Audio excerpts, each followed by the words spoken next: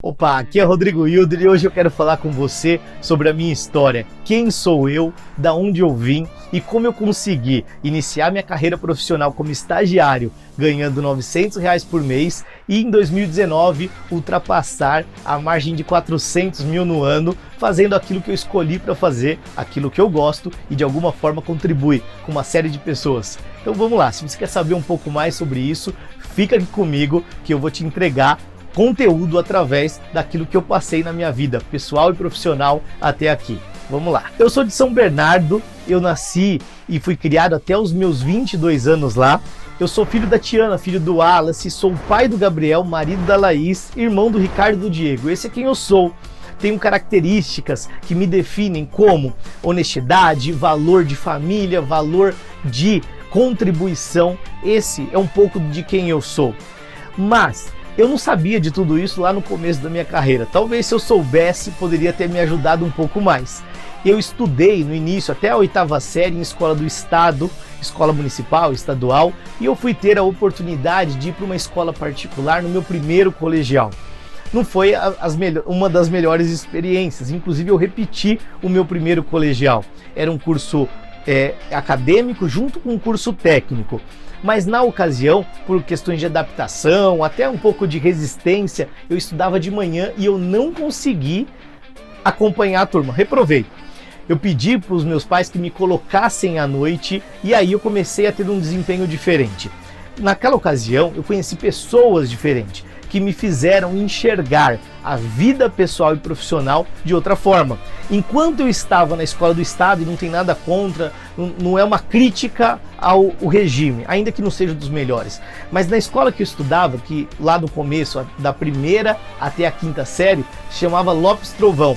E as pessoas que estudavam comigo diziam: Lopes Trovão, entra burro e sai ladrão. Gente, como é que você pode ter a melhor referência ouvindo esse tipo de coisa? Não é dos melhores. Enquanto na outra oportunidade que eu tive lá no Pentágono, logicamente com pessoas mais maduras, em outro momento da vida, desde pessoas que tinham um poder aquisitivo maior, como pessoas também que tinham a mesma condição financeira que eu tinha, que era classe média. Não era média baixa, mas também não era média alta, mas também nunca fez com que a gente sentisse falta de alguma coisa, só tinha uma vida justa. Não era extremamente confortável, mas nunca meus pais deixaram faltar nada pra gente. Muito bem. E aí eu comecei a estudar, as coisas começaram a se adaptar melhor, fazendo as amizades, e eu tô fazendo esse comentário porque talvez você, independente do ciclo ou classe social, mas estejam perto de pessoas que te contaminem.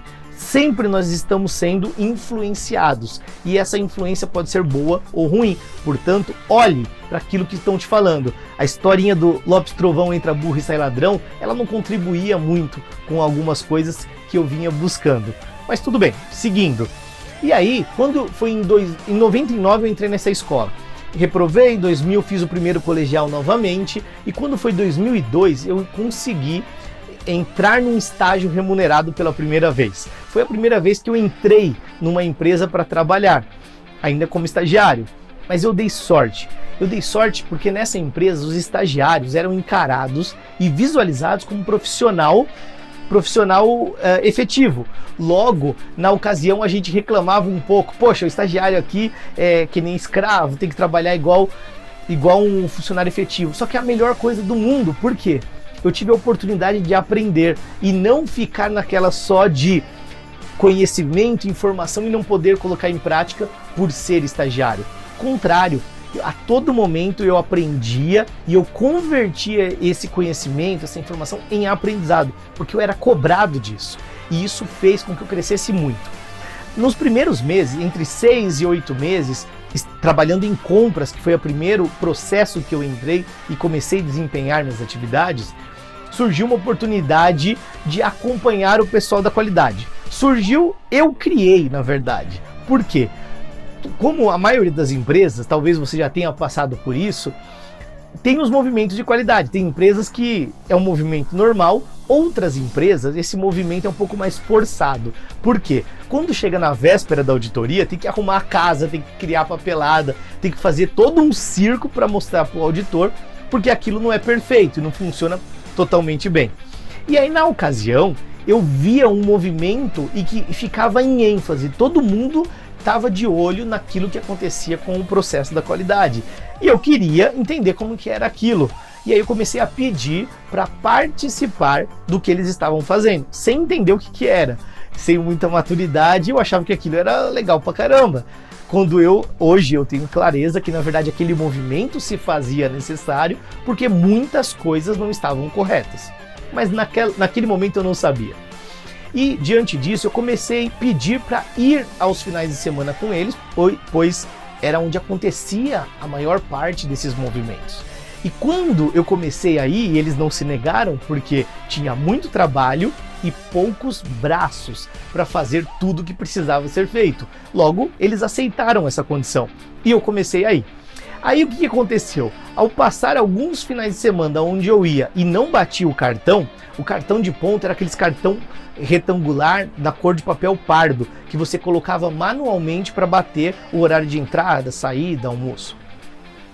Mas eu não batia porque a minha preocupação era que se eu começasse a bater o cartão, eles pudessem pensar que eu estava indo por causa do dinheiro, e ao ir por causa do dinheiro, eles falaram, não, eu não preciso pagar para esse cara e deixa que o pessoal da qualidade se vira, afinal eu era de compras.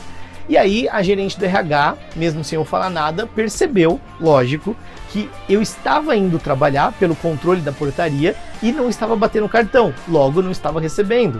E isso, claro, não poderia acontecer, principalmente com um estagiário. E aí o que aconteceu? Ela falou, por quem pediu para você fazer isso dessa forma? Porque a preocupação dela era que alguém tivesse pedindo para eu ir sem bater cartão. Mas não era o caso. Eu tomei essa iniciativa, não comentei nada, porque o meu intuito era aprender, porque eu gostava daquele movimento. Aí o que aconteceu? Ela falou, pode ficar tranquilo, você deve bater o cartão e você vai continuar vindo para ajudar o pessoal e poder aprender. E aí acabou que eu ganhei uns pontinhos com isso, ainda que não era a intenção, mas deu certo. E eu fui lá, contribuí, aprendi bastante coisa e, na verdade, eu não sabia muito, mas eu estava aprendendo. Então, eu acredito que ajudei também nesse processo. Passaram-se mais alguns meses e surgiu uma oportunidade de trabalhar na qualidade. Quem foi a pessoa escolhida? Quem? Né? Joe. Então, lógico, me chamaram para ir. O problema foi o seguinte: eu gostaria de trabalhar naquilo que eu estava me envolvendo, que era o sistema de gestão da qualidade.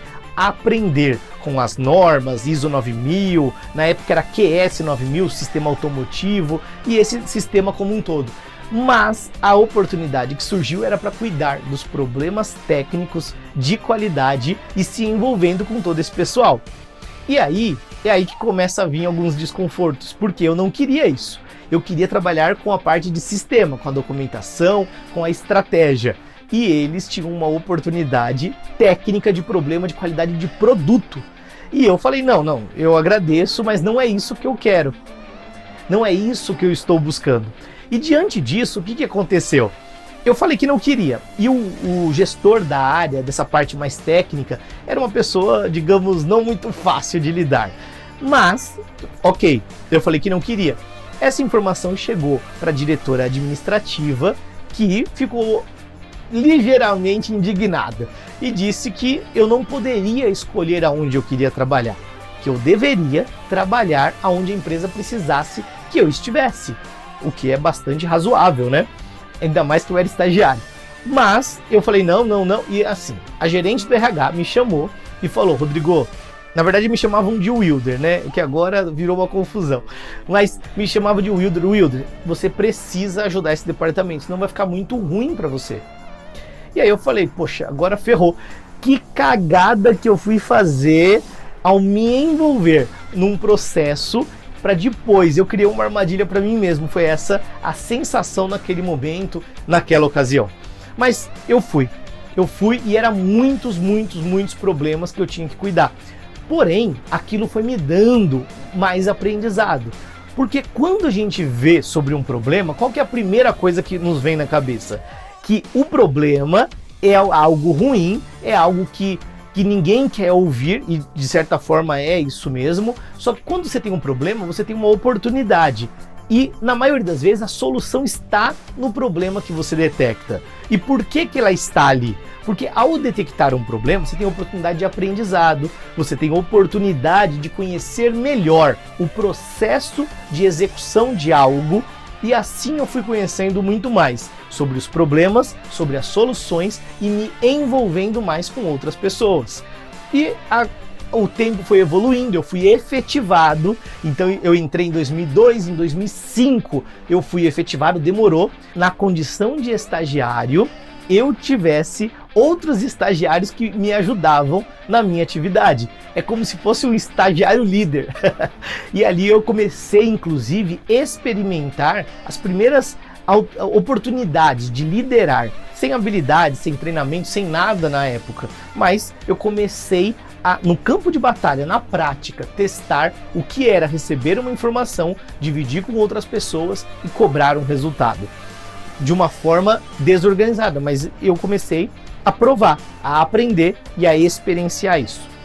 Continuando, eu comecei a evoluir na qualidade até que surgiu uma oportunidade de trabalhar como assessor do diretor industrial. E aí você fala assim, mas ele não era quase... Não, a parte administrativa não, parte industrial, tudo era com ele. Só que essa função de assessor... Eu continuava no mesmo cargo, mas na prática era para ser o assessor do diretor industrial. Ela era muito esquisita, porque era mal definida. E ele não tinha tempo de conversar com a gente. Então eu tinha que planejar o que fazer para não ficar ocioso. Por quê? Ali todo mundo olhava para todo mundo. E eu, menino, totalmente inocente e imaturo, o que eu tentava fazer?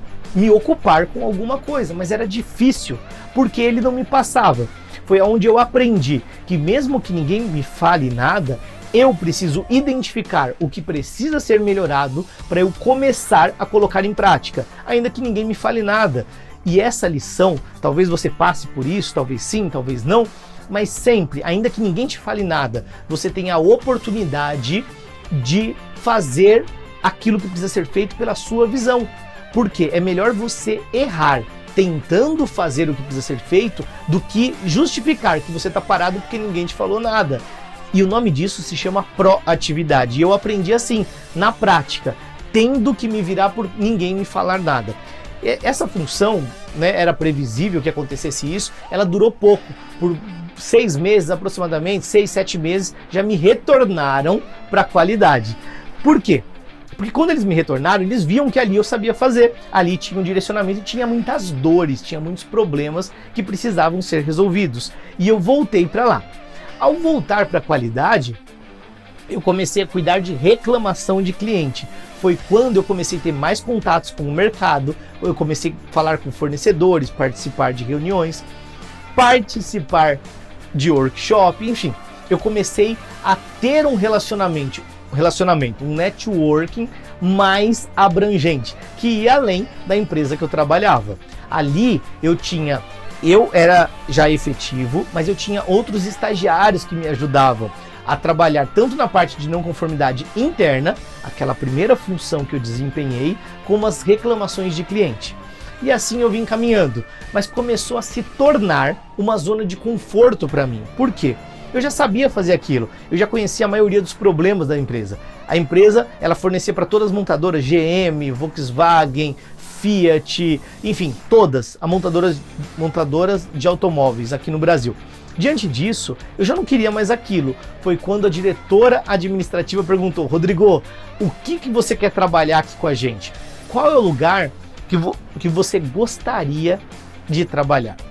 Foi quando eu falei, eu gostaria de trabalhar em vendas. Quer dizer, não tinha nada a ver, mas é porque tinha contato com gente. Tinha o tempo todo essa questão que eu via lá no início com as auditorias. E ela falou, pois bem, nós estamos reestruturando um departamento de engenharia de aplicação e nós vamos considerar você dentro desse novo time. Eu vibrei, fiquei feliz pra caramba e fui. Eu viajava, comecei as minhas viagens acompanhada com pessoas mais experientes, mas comecei a conhecer empresas como Whirlpool, como Electrolux, empresas montadoras, GM, Fiat. Comecei a viajar e eu comecei a aprender coisas que até então eu não sabia. E aí isso foi evoluindo até que em 2006 surgiu uma oportunidade daquele diretor industrial, ele saiu da empresa, na verdade. Ele saiu e aí ele já conhecia meu trabalho naqueles poucos meses que trabalhamos juntos e ele me fez um convite. Rodrigo, na verdade, o Wilder, como me chamavam, Wilder, como eu trabalhei um pouco contigo, vi a sua abordagem, por mais que eu não conversasse com você, você sempre estava com o radar ligado para me propor as coisas. Então, uma coisa que eu gostaria de chamar a atenção, talvez, às vezes ninguém te fala nada, mas está te observando. Talvez você não tenha feedback, mas estão percebendo. Então, perceba que mesmo quando eu não tinha, e eu ficava nervoso com isso, um tempo daquele meu gestor, no caso o diretor industrial, para me orientar ou dizer se estava certo ou errado o que eu estava fazendo, ele estava observando. E anos depois, quando ele saiu da empresa, ele lembrou de mim. E a única pessoa que ele levou daquela empresa fui eu. Logo, de alguma forma, ele enxergou valor naquilo que eu fazia.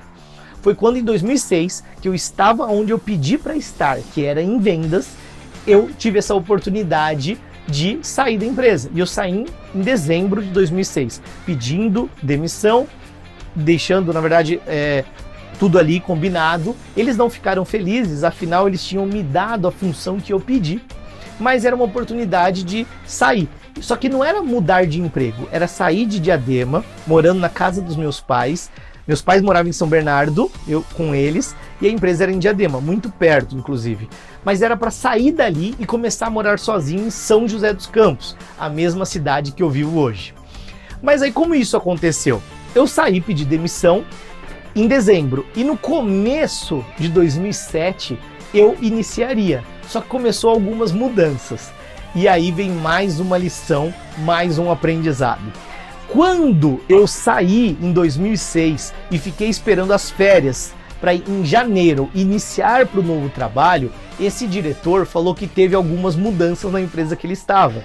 Detalhe, eu tinha 0 papel assinado, eu tinha 0 compromisso formal, o que eu tinha era uma palavra falada. Logo, se ele falasse, Rodrigo, deu errado, estaria tudo errado e eu estaria desempregado, porque eu não tive o cuidado, eu tinha apenas 22 anos e eu confiava nele, eu sabia que ele era responsável, mas tem coisas que não dependia dele e começaram a mudar. E nesse imbróglio de mudanças e ajustes nessa nova empresa que eu começaria, eu fiquei recebendo, porque ele falou, eu não vou deixar você sem remuneração, então o salário que eu tinha ficou para trás, eu comecei a ganhar 0, mas ele falou, olha, o que você vai ganhar aqui na empresa que eu já negociei com você, na época eu saí ganhando R$ 2.300 para ir para R$ 3.500. Então ele falou, esses R$ 3.500 eu vou começar a te pagar e você vai começar a estudar, começar a se preparar para quando você entrar, você estar melhor. Eu falei, ótimo, vamos lá. Esperando que fosse um mês. Isso demorou 3 meses. Eu fiquei de dezembro, no dia 20 de dezembro, quando eu pedi demissão, até o dia 23 de março, quando eu iniciei na outra empresa. Mas teve mais mudanças aí. E a mudança, e espero que isso pode ir te preparando para oportunidades que surjam, mas que se você não tomar o menor cuidado, o seu risco aumenta muito. Como um papel escrito, como um contrato que poderia existir, e eu não tive o cuidado na ocasião. E aí, o que aconteceu? Eu comecei a me preparar, mas ele não me dava resposta. Ele falou, Rodrigo, teve mais uma mudança. A empresa que eu estava mudando era uma empresa italiana, uma multinacional italiana, que tinha uma unidade no Brasil, relativamente nova, que estava em prospecção, ela estava avançando, estava crescendo. E eles falaram assim, ó, os italianos, eles querem que o novo gestor da qualidade, porque eu estava como analista de qualidade, eu entraria como coordenador e de 1 a 2 anos eu seria desenvolvido para virar gerente. E aí eles falaram, esse gestor, eles querem que comece pela Itália e fiquem alguns meses lá para entender como nós trabalhamos lá para depois vir para o Brasil e assumir a equipe, as responsabilidades. Falei, ótimo, eu tinha 22 anos, não tinha compromisso, não tinha nada, eu podia fazer essa viagem e ficar lá por esse tempo. E assim foi feito. No dia 23 de março de 2007, eu embarquei, fui para a Itália e fiquei lá até maio. Em maio, quando eu retornei para o Brasil, eu já tinha uma experiência que eu adquiri lá, já tinha experiência da primeira empresa, e lá na Itália eu aprendi a filosofia de trabalho que eles tinham, a questão de tecnologia, a interação de processos, a forma que o europeu tinha de lidar. Então isso foi muito interessante. Mas eu voltei para o Brasil já com 23 anos, fui com 22, voltei com 23, foi bem na transição, e quando eu voltei eu tinha que assumir uma equipe, mas que não queria gente nova, pois eles nem sabiam que entraria um novo gestor.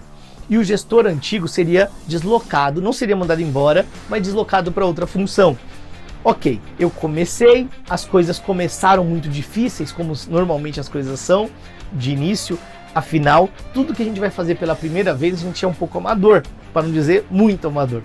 E aí eu comecei a estudar, trabalhar muito, entrava às 7 da manhã, saía às 9 da noite, e aqui fica mais um aprendizado, que quando eu paro para lembrar, aquele mesmo esforço que eu nem tinha dimensão do que eu estava fazendo, de ir aos finais de semana para trabalhar e aprender com o sistema de gestão, poderia me ajudar tanto nesse segundo momento, nessa segunda oportunidade.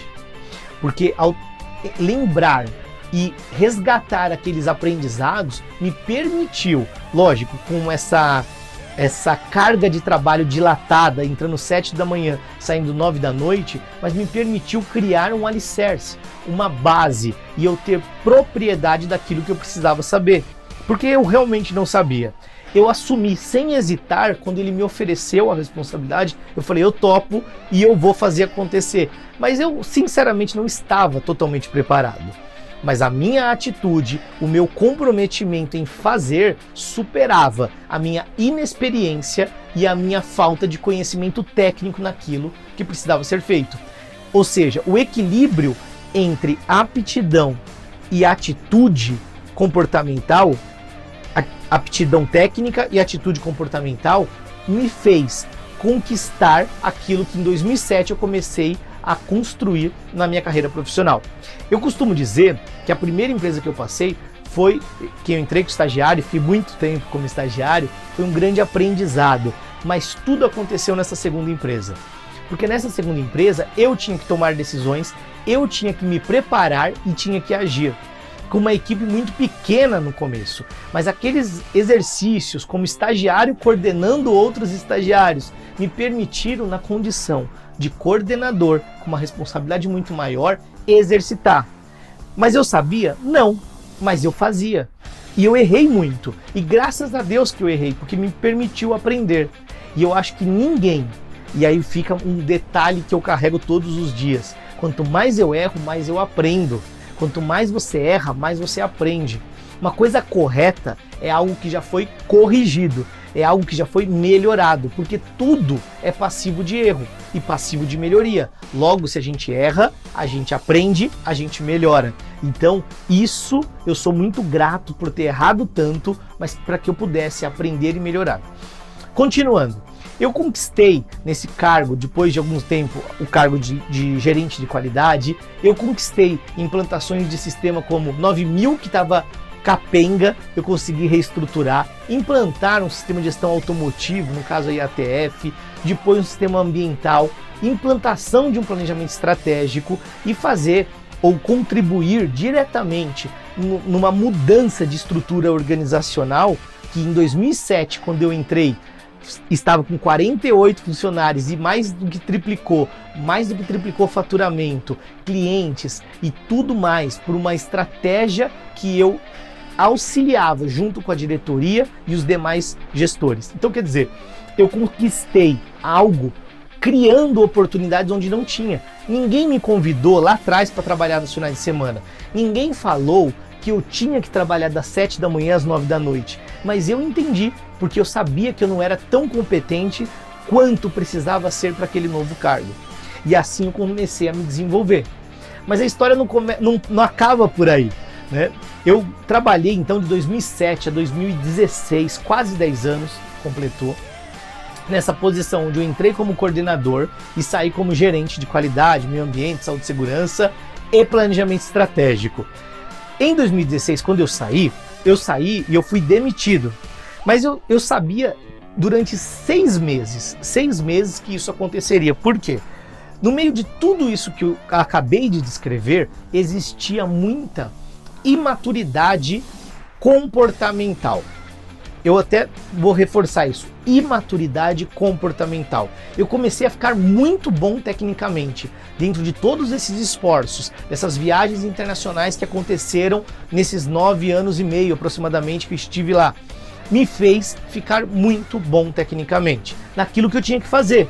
Mas a parte comportamental que eu não investia foi fazendo com que eu não soubesse ou não tivesse tanta habilidade de lidar com pessoas. Em alguns momentos, claro, eu ia muito melhor, em outros não tão bem, mas os meus resultados eles eram incontestáveis, porque eu gerava. Era missão dada, missão cumprida, igual se fala lá no BOP.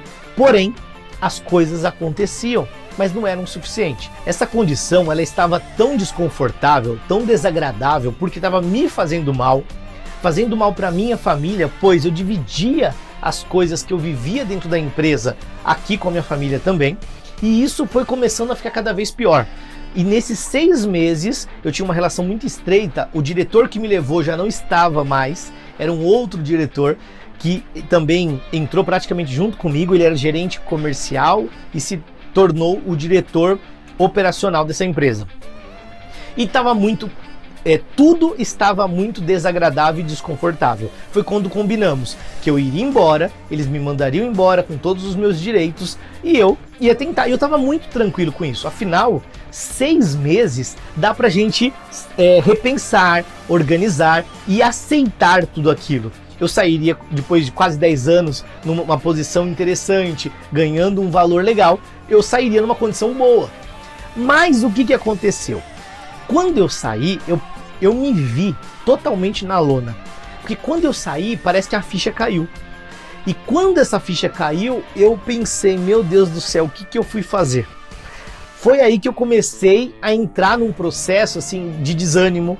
Eu me vi praticamente condenado numa célula que não tinha grade, que não tinha cadeado, mas que me bloqueava. E eu me senti totalmente condenado numa situação onde eu ficava questionando o que eu deveria ter feito diferente, que eu tinha que voltar.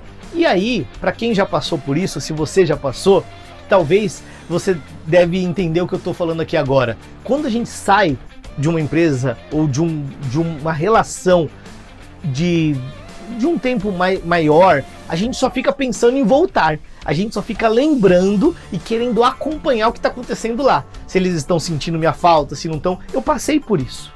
E ao passar por isso, eu comecei a questionar que eu tinha que levantar.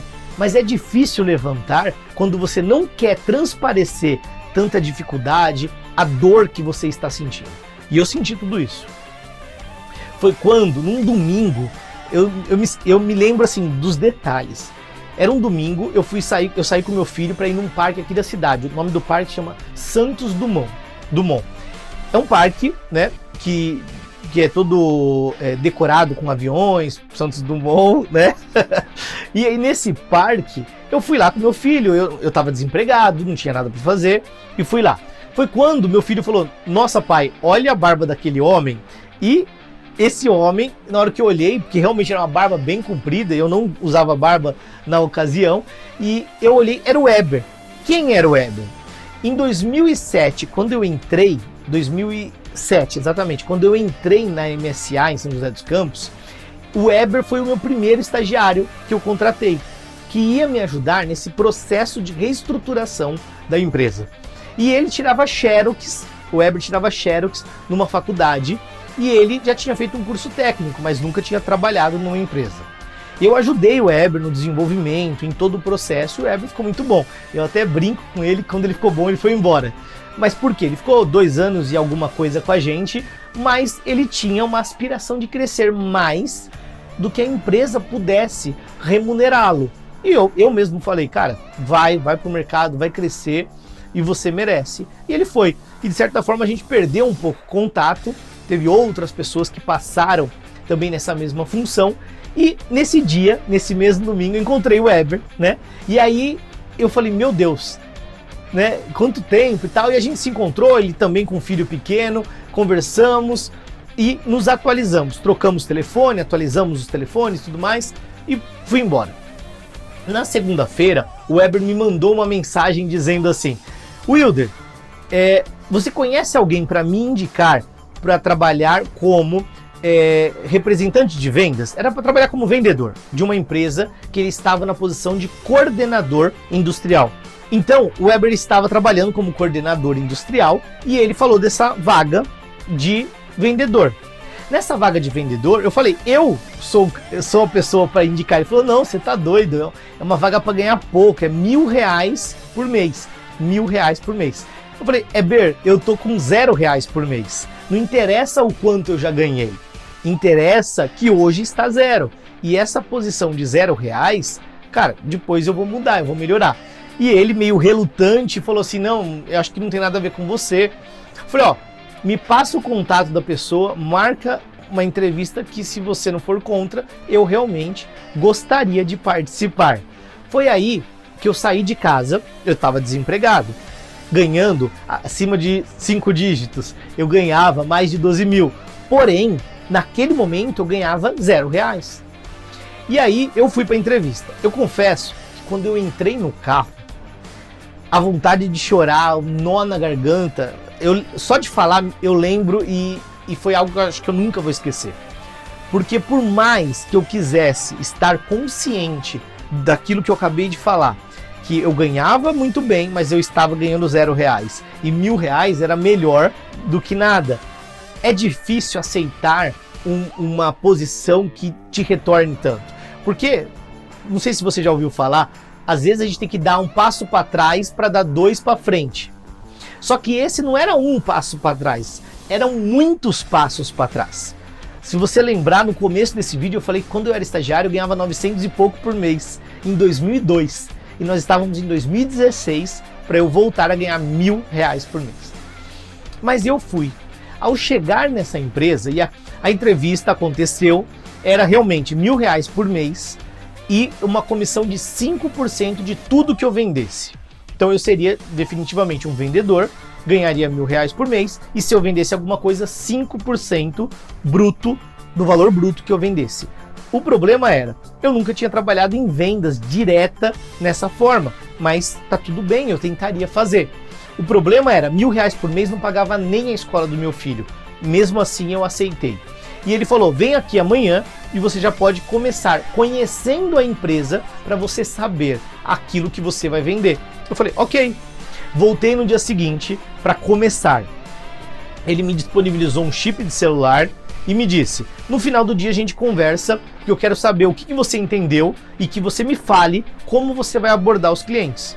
Ok, foi combinado e assim foi feito. Eu conheci a empresa inteira, conversei com todas as pessoas que eu pude conversar e no final do dia, por volta de 16 horas, eu estava na sala dele para apresentar o que eu tinha entendido e como seria a minha estratégia de vendas. E quando eu cheguei lá, eu confesso que eu estava um pouco desconfortável, porque era um negócio todo muito novo, não seria fácil e eu ganharia muito pouco. Muito pouco dentro daquela referência que eu tinha. Para uns isso não é muito pouco, para outros é, mas para mim, dentro da referência que eu tinha, era pouco. E eu comecei a falar com ele.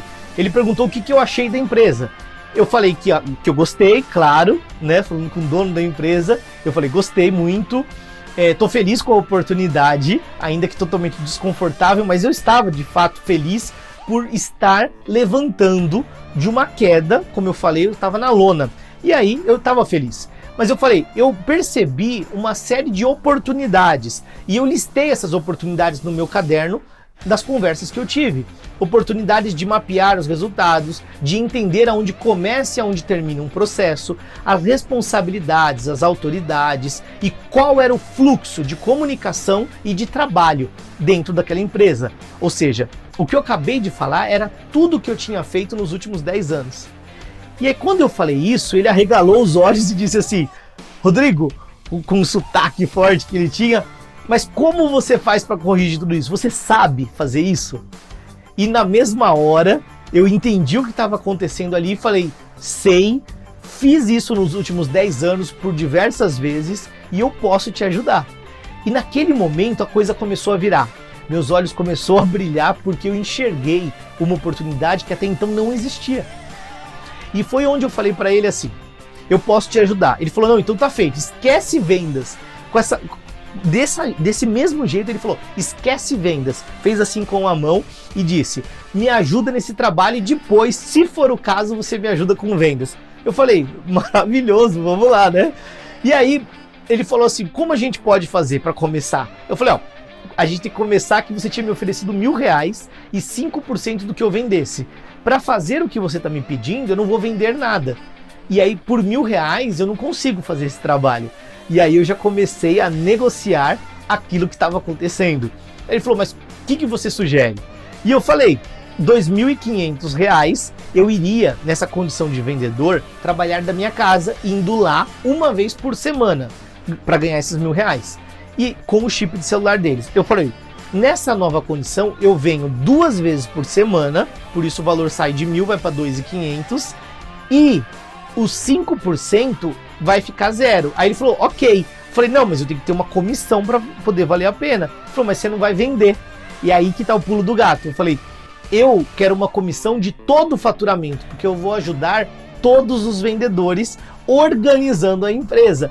E foi onde ele falou, você tá louco, você é louco. E eu falei, não, eu não sou louco.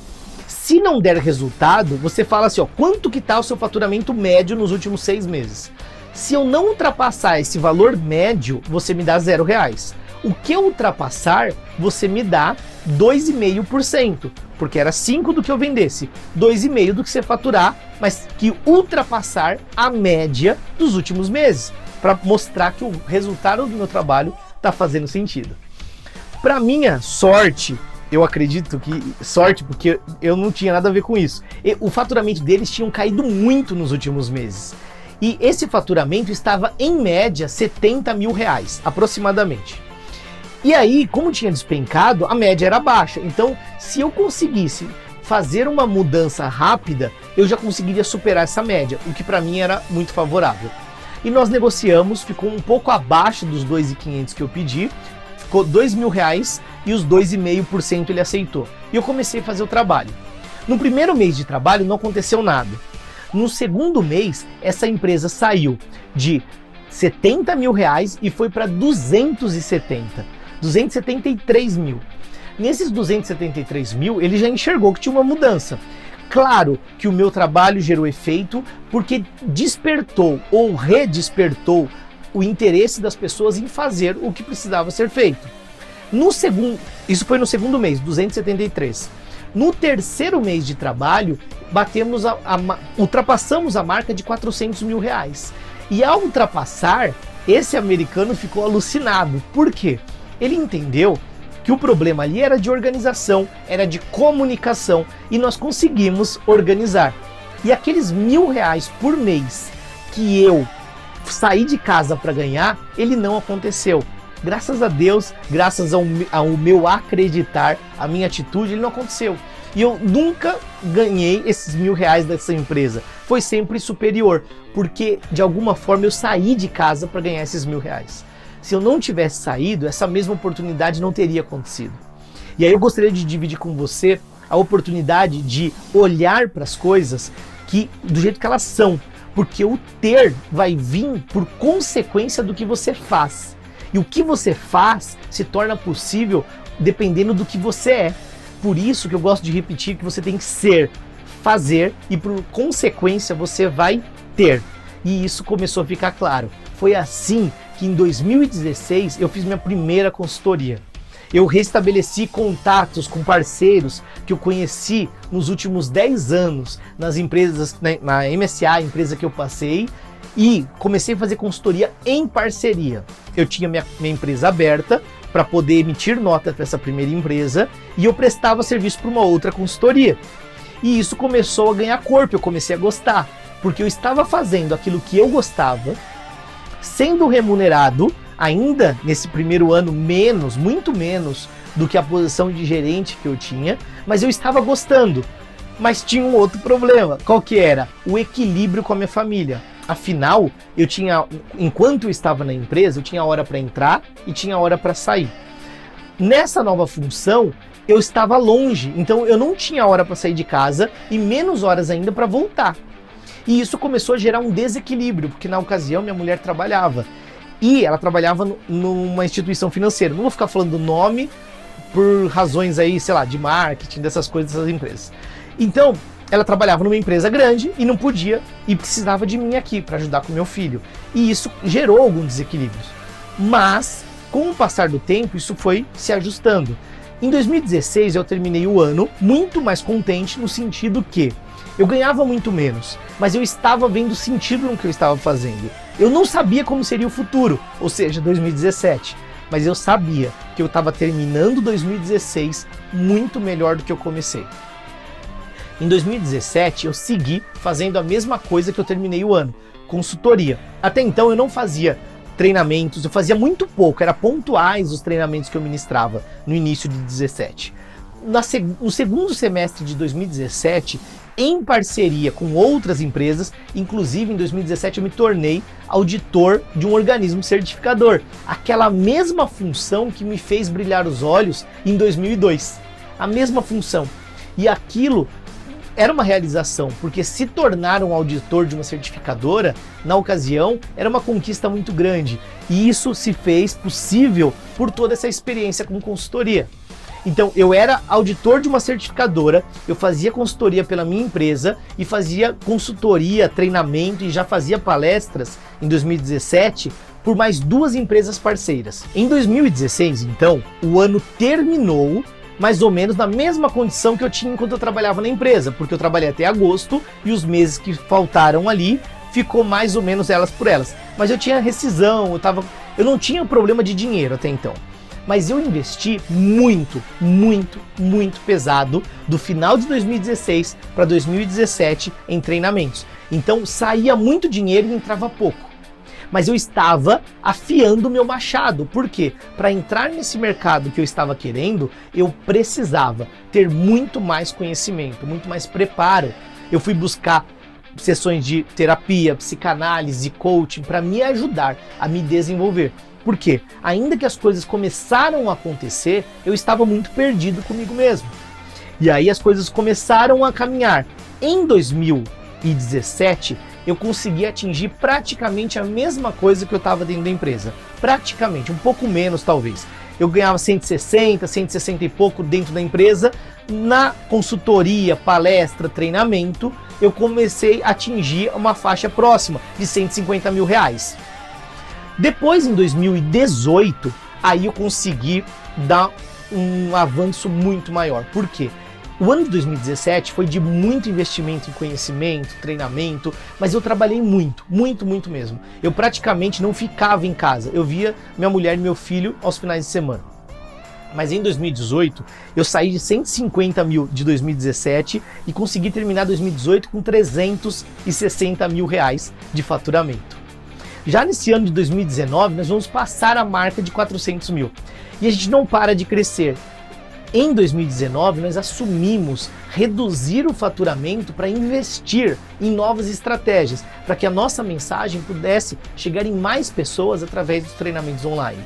Isso fez a gente reorganizar a agenda, fez a gente reorganizar as propostas comerciais, assumindo faturar menos. Porque esse ano tinha uma projeção de faturamento maior, mas estrategicamente nós não estamos focados no ter, nós estamos focados no ser e fazendo coisas que se conectam com isso, porque o ter é consequência disso.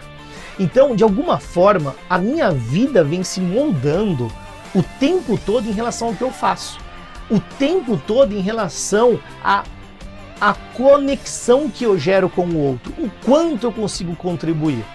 E um pouco disso que eu dividi de forma resumida com você, para mim, traz muito orgulho de compartilhar, de dividir isso, porque eu venho construindo uma verdade que eu aprendi no campo de batalha, na prática. Não foi uma escola.